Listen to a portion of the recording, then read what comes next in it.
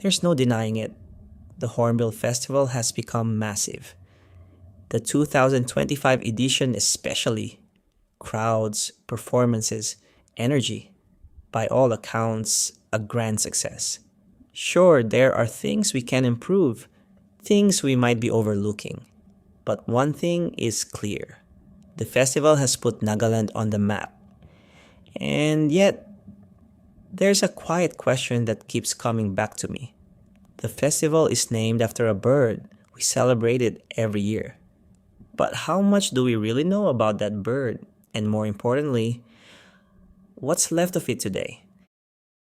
The Hornbill Festival isn't just an event anymore, it's an identity. For many outside Nagaland, it's the first thing they associate with the state. Culture, music, dance, food, all coming together under one name, Hornbill. The bird has become a symbol of who we are. It's on posters, stages, souvenirs, headlines. It represents pride, tradition, and celebration. But symbols can be tricky because sometimes we get so used to celebrating them that we forget to ask where they come from. The hornbill isn't a metaphor. It's not a logo that was designed in an office. It's a real bird, one that lived and still lives in forests like ours. And that raises a quiet question, not an accusation, just a question. When was the last time you saw a hornbill in the wild? Not in a picture, not on a banner, but actually in the forest. For many of us, the honest answer is we don't know, or maybe never. And that's where this story really begins. Not with the festival, but with the bird itself. Before it became a festival name, before it became a symbol, the hornbill was simply part of the forest. Hornbills are large birds, loud wings, strong beaks. You don't usually miss them when they fly overhead. They live high up in old trees, deep inside forests. They depend on the forest, not just for food, but for survival. Fruit-bearing trees, large nesting cavities, quiet spaces. And hornbills aren't just any birds. They play a crucial role in the ecosystem.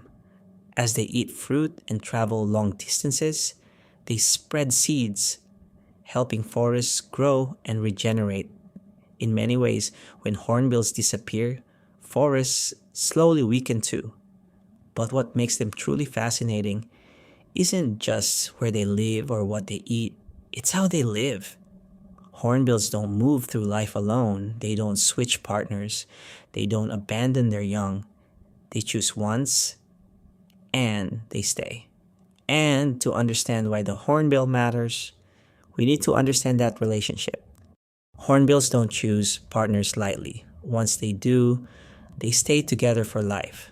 Something we can all learn something from. There is no switching, no starting over, no second chances with someone else.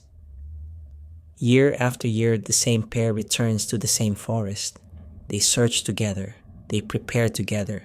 This isn't instinct alone. It's coordination, trust, familiarity built over time. And then comes the nesting season, the most critical part of their lives.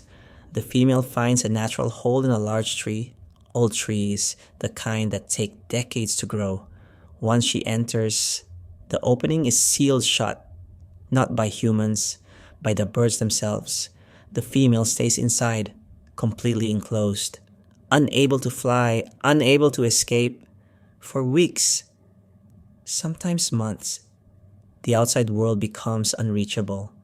From that moment on, her survival depends entirely on one bird, the male. Once the female seals herself inside the tree, there is no turning back. She breaks off her own feathers. She loses the ability to fly. She cannot leave, even if danger comes close. Inside that dark cavity, she waits, hungry, vulnerable, trusting.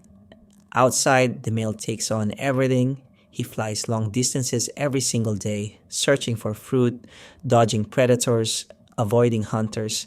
He carries food back to the tree again and again, pushing it through a small opening, enough for her and eventually for the chick. If the male doesn't return, the female dies, the chick dies. There is no backup plan. For months, this continues: heat, rain, hunger. The female waits in darkness, the male keeps flying. This isn't a story of romance. It's a story of responsibility, of patience, of sacrifice, and all of it depends on one thing: a safe forest. When old trees are cut, when humans and roaches their natural habitat, when hornbills are hunted, this entire cycle breaks. For generations, hunting has been part of life here, not as sport, not as entertainment, but as survival. The forest provided food, it provided protection, and hunting was woven into tradition, identity, and skill. That history matters. It deserves to be acknowledged, but history doesn't stand still. Over time, the reasons changed. The forests became smaller, roads reached deeper, guns became easier than traps, and slowly the balance shifted. Some animals disappeared quietly, not with noise, not with warnings, just fewer sightings, fewer calls, less presence. Hornbills were part of that world. Their feathers became symbols, their beaks became trophies, their absence became normal. And this is where things get uncomfortable, because culture is not frozen in time, it evolves, whether we accept it or not. What once made sense doesn't always make sense forever. Respecting tradition doesn't mean repeating everything unchanged. Sometimes it means knowing when to stop, when to protect, and when to let something live.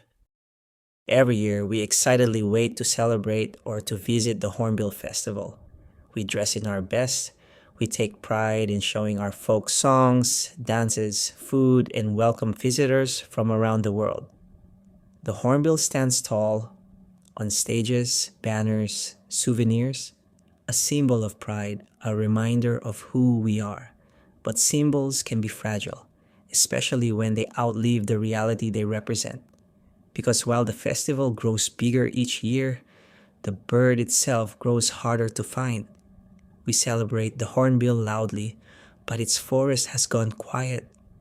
And that's the irony we rarely pause to think about. A festival named after a bird, when many of us have never seen one in the wild. This isn't about blame, it's about reflection. What does it mean to celebrate something we may be losing? Can a stage performance replace a living presence in the forest?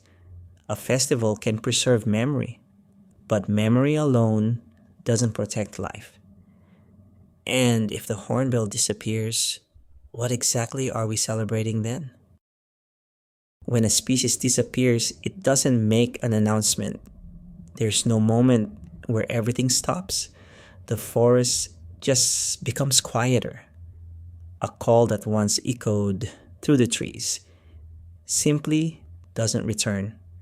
Hornbills don't speak for themselves. They don't protest. They don't remind us of what they've lost. They just adapt until they can't. And when they're gone, what remains isn't anger. It's absence. A symbol on a stage, a name on a festival, a memory passed down without the living presence behind it. This video isn't asking for guilt. It's asking for awareness. Because respect doesn't come from celebration alone. It comes from protection, from restraint, from choosing to let something live, even when it cannot speak for itself. Cultures survive because they evolve. And care is part of that evolution. If the hornbill disappears from our forests, we don't just lose a bird, we lose a relationship, a sound, a responsibility. And maybe the real question isn't why we celebrate the hornbill once a year, but whether we're willing to protect it for the rest of the time. If you've watched this far, thank you. I really appreciate it. If this video made you pause or think a little differently, consider subscribing to the channel, like the video, leave a comment. And yeah, share it. Maybe even in your family WhatsApp groups. Your aunties might enjoy this one too. And the next time December comes around, when we look forward to the Hornbill Festival again, maybe we can also remember the bird behind the name. A bird that chooses one partner for life, that sacrifices, that trusts, that depends on a safe forest to survive. There's something to learn there if we're willing to look beyond the stage.